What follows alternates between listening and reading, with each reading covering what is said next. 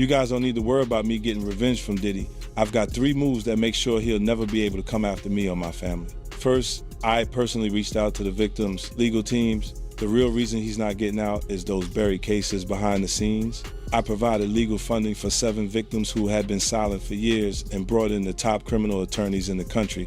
Second, I bought up every potential post-release business deal he had lined up. I planned this 2 years in advance, so by the time he got sentenced and still had hope of getting out, every partner had already cut ties with him. Third, I don't just have evidence, I've got backups. This is an entire minefield that's been buried for 20 years. I uncovered every secret from the last 30 years. With testimonies from the victims, we interviewed over a dozen people he tricked, threatened, or violated. You think that's harsh? No, he destroyed other people's lives for decades. I'm just making sure he spends a few extra years in prison for it. I'm not afraid of his people, not afraid of his threats. I know he's still in there fantasizing about a comeback, but the truth is, he's never coming back. What we're in right now, it's really hard for y'all to discern what's real and what's true, you know?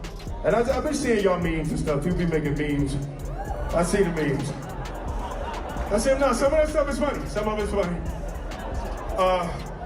But I haven't addressed any of this publicly, but I just want to say this very clearly.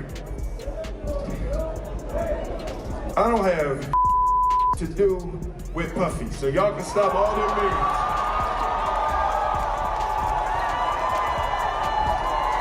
I can stop all of that. I ain't been nowhere near no damn freak off. Listen, I do enough of my own. Don't be putting me in other people. Some of the most influential people in entertainment followed an unwritten rule of quiet for many years. Not because the questions didn't exist, but rather because posing them had repercussions. That quiet is starting to break now. That 50 Cent's documentary is changing the story. Instead of making outright allegations, the narrative is skillfully crafted to entice viewers to take a deeper look. A more profound query breaks through the clutter. As focus shifts back to Diddy and Will Smith comes under fresh investigation, what facts were kept hidden for so long? Not because they were invisible, but rather because it was safer to remain silent due to the expense of admitting them. You were dating J-Lo.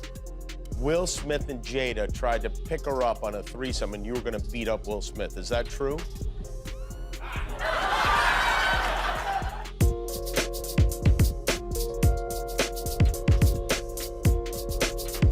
You really heard that? Nah. What? Yeah, I watched it on the internet. You're telling me I can't believe everything I read? What? I don't know what you're talking about.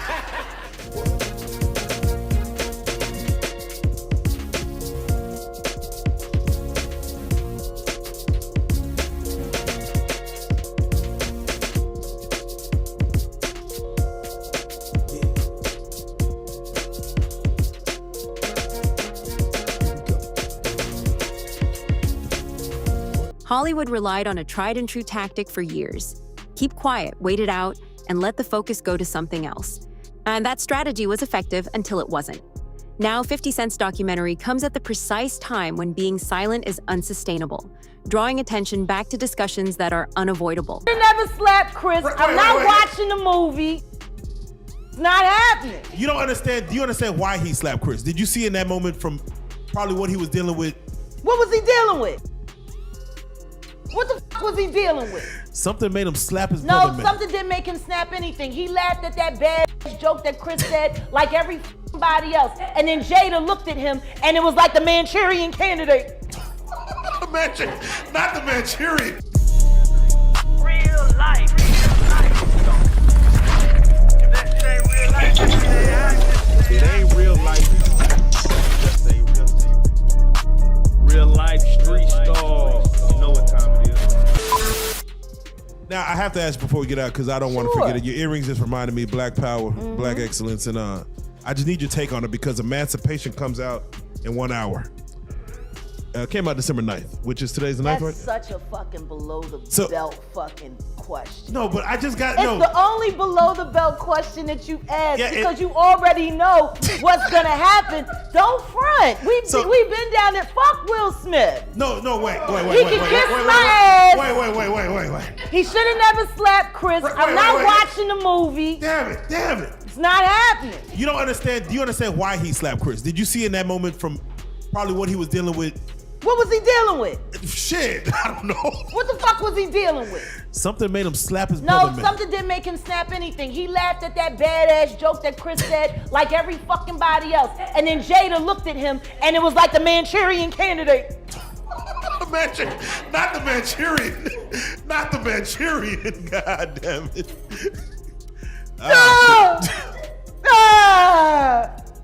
That's what the fuck happened. I thought there's a legion of women who said, I'm glad for Will fighting for his woman. Yeah, because they still want to believe that that sham of a fucking marriage is real. Oh. Well, there you go. He ain't never gonna be Tupac, and she proved it when she fucked August Alsina. Ooh, man. Yeah. They're both bisexual, they do weird things in their house, and young men have left their house fucking screaming to get away from them in their mentorship. Meek Mills. Bashir Gray. The lack of response takes on significance when silence is reinterpreted as a component of the narrative. The time a system ultimately starts speaking is never neutral. When it uses delay to defend itself, it disturbs established dynamics. If silence has an impact for years, its disintegration will unavoidably lead to a more profound issue. What specifically needed that degree of security? It all started, we was in Atlanta. And this story starts when I'm with Puff and he's in exotic bookstores and he's doing shopping, right? He's shopping, getting his stuff and everything like that. So, you know, this is the first time I was ever in an exotic bookstore with Puff. So, you know, I'm giving him his space. He's taking things off the shelves and stuff like that, because they gave him a brown paper bag. When they gave him a brown paper bag, he was just putting stuff in there. So I said, damn, you know, he got to go put it on the counter and, you know, show everybody what he's getting. So as he going, I'm just looking at the places where he picking stuff from. So there's one part he picked up some things from up here on my left side. And then he picked like quite a few of them down. I'm like, okay. He put them in the bag. So when I went by there and I looked up there and it said butt plugs. And I was like, hey, yo. I was messing with him. Because people don't understand, you know, we was like friends. He was a part of the same gang. So I'm still gonna tease him. I'm still gonna mess with him and everything like that. I could do that. It wasn't just no security thing. So I say, yo, what are you getting this for? And it said butt plugs, and he was like, yo, can I do my shopping by myself? I said, yeah, you can do it by yourself, brother. And he started walking and everything like that. When he got I just waited at the counter. When he got to the counter, he didn't even have to show the guy nothing. He just gave the guy a wad of money. I mean, like, he gave the guy a stack something like this. And Puff wasn't the dude that carried no 20s and no 50s and nothing like that. And I mean, like, he just said, boom. And we walked out the store. So we had to leave Atlanta and go to North Carolina for a show. You understand?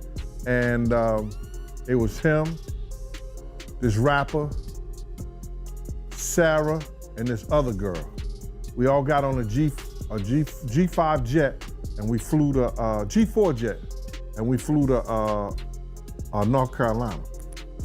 What was concealed was always a pattern rather than a single instance. Success and proximity have molded connections that are often written off as coincidental. Although Diddy's impact was obvious, it was seldom considered outside of the context of success and availability. Repetition gradually lessened inquiry, and familiarity took the place of investigation. Instead of being criminal, the suggestion here is cultural. When patterns are taken for granted, they may go ignored. It brings up a silent yet enduring idea. How much remains hidden only because it's accepted as the norm? They were in the room, and they would go in the room with another couple, right? And I've seen some things happen in the jacuzzi.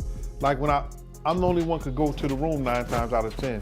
When Puff was the one who, you know, was in the presidential suite, I'm the only one allowed. I gotta watch the door.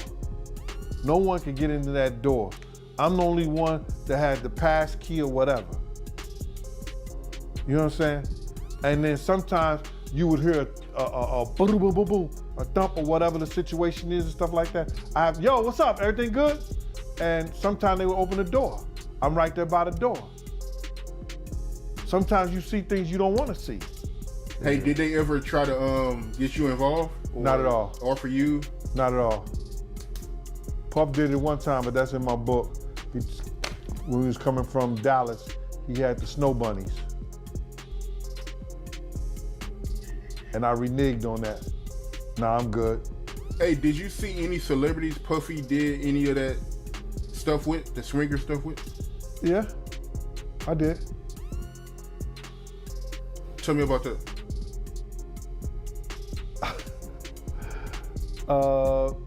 I think I told you about that. One time, him and somebody, him, Sarah, and this young girl flew from Atlanta. And they, and flying from Atlanta, we had this artist with us, right? And we were staying in the presidential suite at the hotel. And this particular artist and Puff, they told me, don't let nobody come in the room. So I said, all right, cool. So I propped my chair by the room. Seldom does power exist in a vacuum. It travels by being close. Over time, those closest to it often get modest benefits, but the hazards accumulate in ways that are difficult to ignore. Distance is not necessarily natural in such a setting. More often than not, it turns into a calculated decision influenced by knowledge of the advantages or disadvantages of affiliation. Emancipation, how the fuck you gonna play in a movie called Emancipation and you can't emancipate yourself? Ooh. Bars. Cause you trapped in a hole. My nigga, you trapped in a hole. This bitch clowning you day after day after day after day. And once again, I hate saying these things because their children are dope. But Jaden's kind of MIA. And considering that he emancipated from their household at 16 and refused to come back, even to do family interviews. You know? Yeah. Willow's just kind of, she's dope. Too much shit happened in that fucking house. Too much shit happened in that fucking house. And meanwhile, I go to jail for defending my child and these niggas don't even get a CPS fucking visit for the kind of shit they kids see. You know?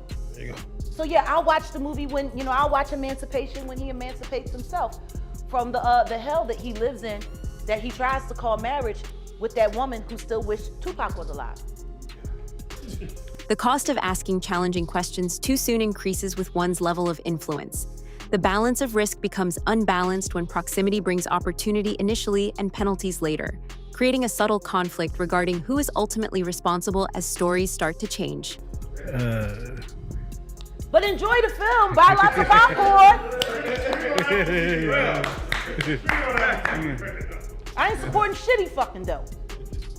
He's a bad representation for black men. He is literally the epitome of a ballless man. I'm sick and tired of people making our black men look weak. I'm sick and tired of that shit because I don't know no nigga that would put up with the shit that bitch done put him through. Now you could justify staying because you ain't want to cut up the money because she would have got the child support and the alimony, but the kids is grown. So if you staying now, it's either because you being blackmailed to stay or you too lazy to go. He housebroken. That don't fit right for a Philly nigga. But he did grow up in Overbrook though. He didn't technically grow up in West Philly. That was Jazzy Just Life he was writing about. He lived over there, not far from where Kobe Bryant grew up. That's the other side of City Avenue. He came up Overbrook, so they had big houses and he wasn't at the playground get beat up. That was Jazzy Jeff. A move away from long-maintained discretion and toward well-defined limits is shown by Will Smith's public distancing. A denial in today's media landscape does more than just refutation. It signifies that the story has crossed a significant threshold. When said in a composed and public manner, these remarks foster division without resorting to outright conflict. However, interpretation is always shaped by time.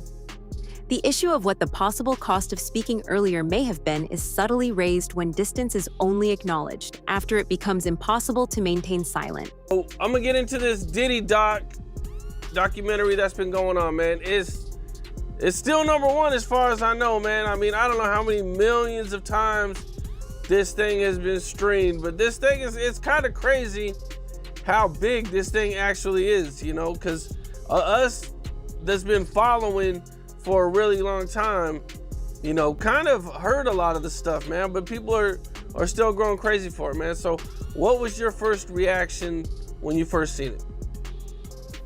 When I first seen it, I said, damn, they stole my whole damn idea. You understand? Because I was talking to the producers, and before I talked to the executive director, and the producers knew, I was telling them what I was bringing to the table. Because I was trying to get a deal for me, Kirk, and Tim all together.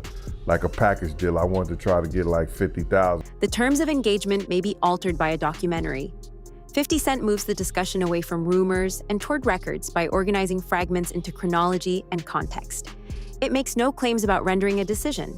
Rather, it serves as an audit of attention, encouraging contemplation of the reasons behind certain questions' silent disappearance and others' lack of pursuit. So I told them what we was bringing to the table, who was going to tell the story, how they was going to tell their story. You know, I didn't know exactly what they were going to say, but I knew Tim grew up with Puff, so he can get the childhood thing. So I'm going and telling them the whole angle in which I would like for this to go. You know what I'm saying? What we was bringing to the table. I didn't know how they was going to do it, but I was saying, this is what we're going to bring to the table. Tim could start off with the childhood part of it because they grew up together. That's Tim Dog, Tim Patterson. Also, you know, he was the one who was working at Uptown. He was executive over there of A&R and all that other stuff. He went to Island Records. He used to work with over there at Arista, the whole 9 yards. Tim is the one who had the Lost Boys. If you remember the Lost Boys, yeah, you know what I'm saying? Tim was the manager of them. That was his group and everything like that. So Tim had a lot of inside and a lot of stuff to do with Puff.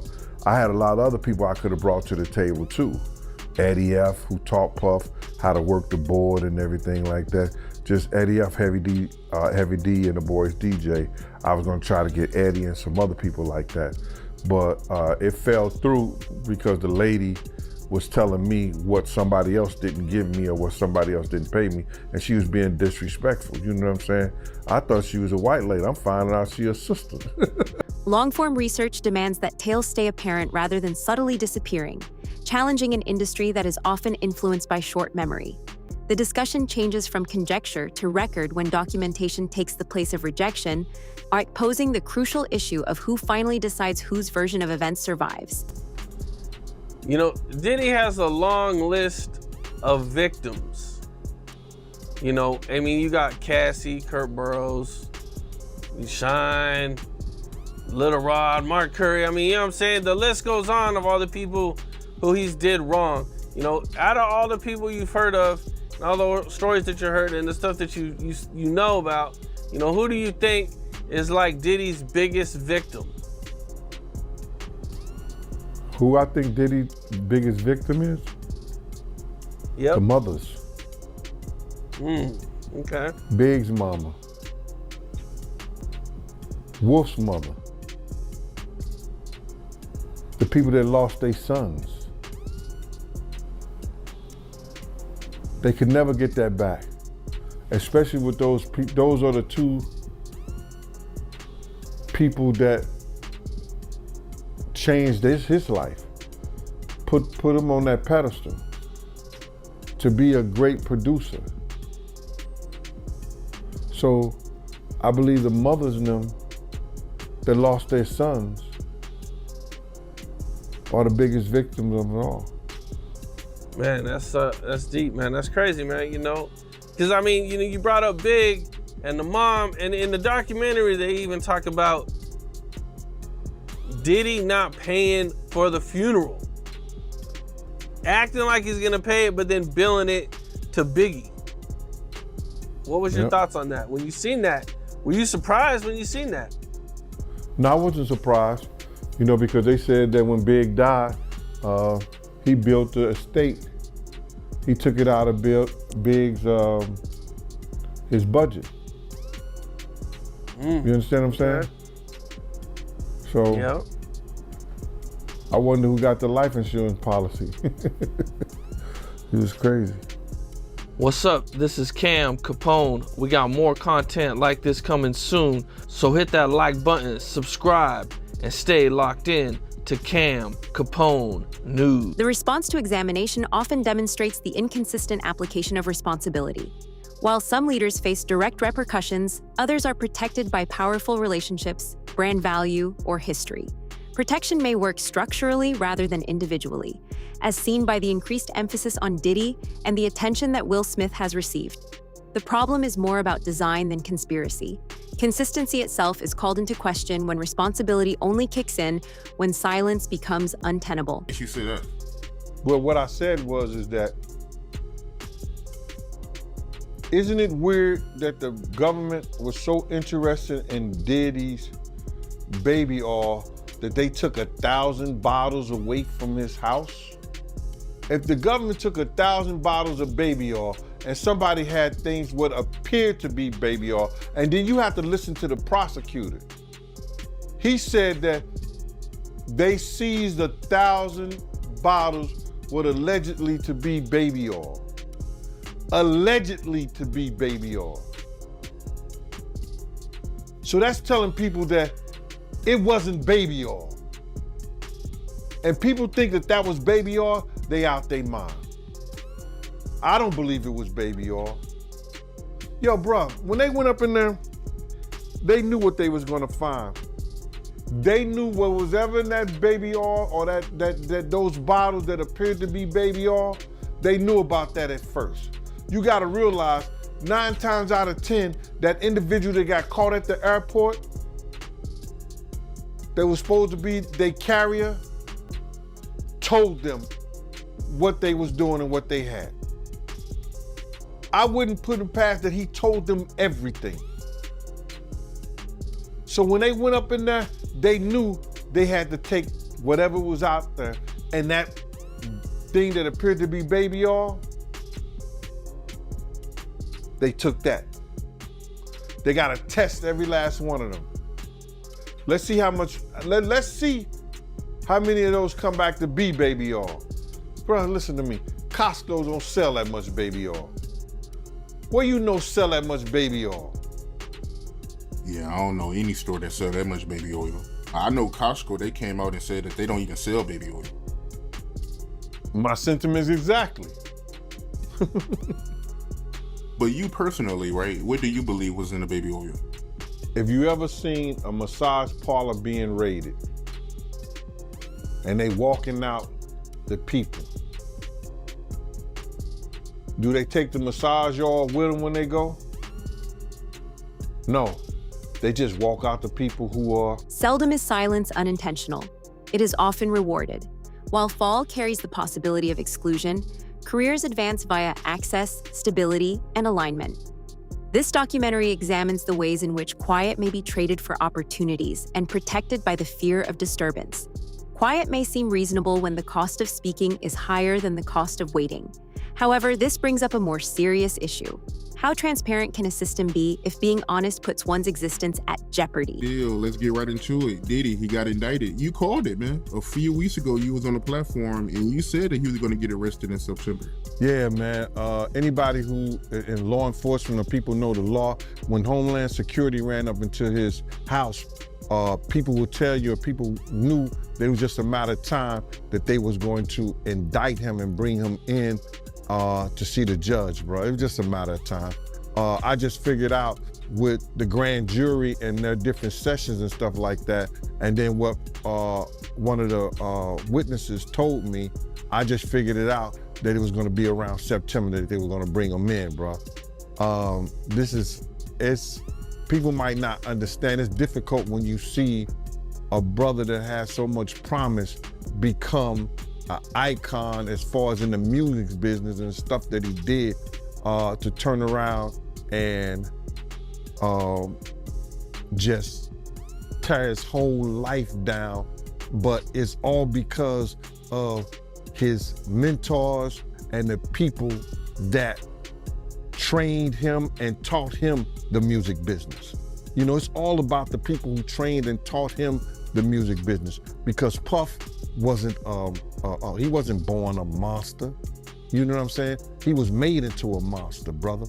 Do you understand what I'm saying? He was made into a monster from the stuff that happened to him, the things that he had to do. You understand? The things that he had to do to become who he is. You know what I'm saying? You know, it's like this, brother. You never like something so much that you can't do without, and you never be willing to do anything to get where you want to be at. You gotta have principles, you gotta have morals, you gotta keep with that stuff. And in that music business, a lot of that stuff get thrown out the window. You understand? And that's what happened to him. He started doing the things to other people that was done to him. To keep it frank, he was doing the things to other people that was done to him. And it is what it is. You gotta know better. And if you know better, you will do better. When he was in New York City, he was like that gecko from the Geico commercial. Then he turned and started going, when he lived in Cali and Miami, he turned into Godzilla. I would see him talk about how he using drugs. He was never like that. Smoking cigarettes, smoking weed and everything like that. He turned into something that you could consider a monster, bro. Then he started doing things to people. You understand? That Neither a denial nor the publication of a documentary mark the conclusion of this tale. It's the start of a reckoning. Documentation, public memory, and sustained attention now meet what was concealed for years. Will Smith, Diddy, and 50 Cent all held distinct positions within the same framework of power, influence, and closeness, demonstrating how quiet formerly contributed to industry stability and how its rupture creates instability. The primary question is still unanswered. Does truth replace silence once it is broken, or does the system just adjust, coming up with more clever methods to stay unheard?